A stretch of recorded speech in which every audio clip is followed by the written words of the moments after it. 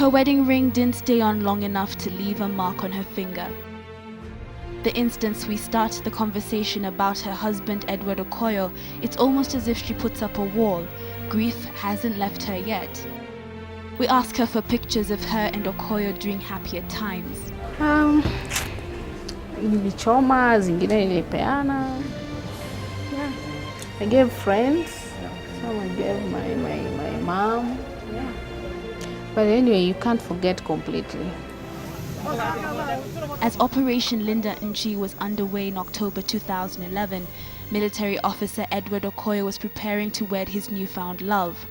This one day I was going to Kisumu, and then we met there at Tuskys. Yeah, so he was like hi and hi.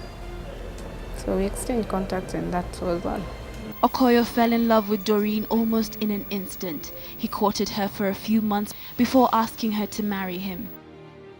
She had set a date for the 10th of December 2011. That was before the Kenya Defense Forces announced an incursion in Somalia. He called me at around usiku and he told me that he's going, because initially I told him that if you are going, then what about our wedding, because we were supposed to wed at around December. Then he told me, I'm on a call and all that. Then I asked him, but I remember very well you told me that you are not supposed to go, you are not. So he told me, then I'm going to stand in for someone, then I'll be back. Then I asked him, can we postpone our wedding? Then no, he said no.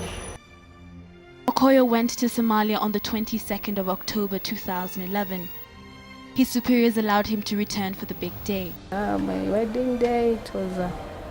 actually, we started late, that wedding. And immediately after wedding, after ring, kulikuwa na mvua sana.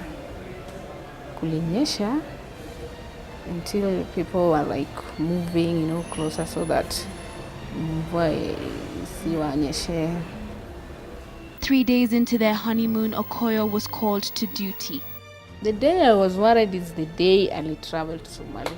Because that same week ndio kulikuwa na matragedy mingi, sijui mara watu wamelipuka wapi, mara nini. So anytime nilikuwa nimeona paper, the first thing nilikuwa naingia kwa office, I was reading newspaper na tafuta Somalia.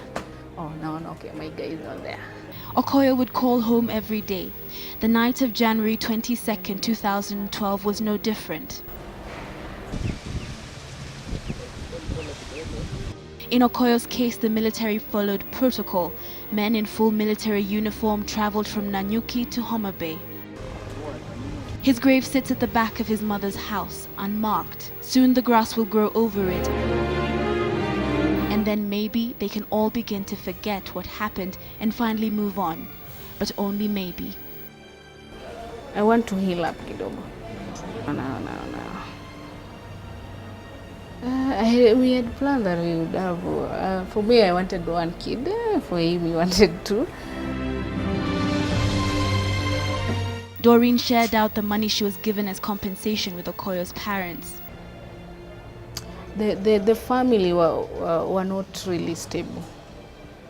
And as a young person, I think I still have my two hands. I can work, and even if I don't get that money, I can still move on. Hata kama nitauza kitunguu and all that. Every time 35-year-old Monica looks into her children's eyes, she sees a little of her husband. They met in 1997 while Charles was still a young soldier. Charles Ndemo died the day fellow servicemen Adan Suleiman and George Karari were abducted. He died alongside Lieutenant Francis Mudvini, Private Joseph Nyamu, and Private Martin Kimngich. Kuna mali sikuwa nataka nisikie hiyo story vile walimupata, vile alipiwa masasi. Sikuwa nataka hiyo story. The Standard Group established that families that were compensated were given between 3 million shillings to 4 million shillings. Monica says she received only 800,000 shillings after her husband's death.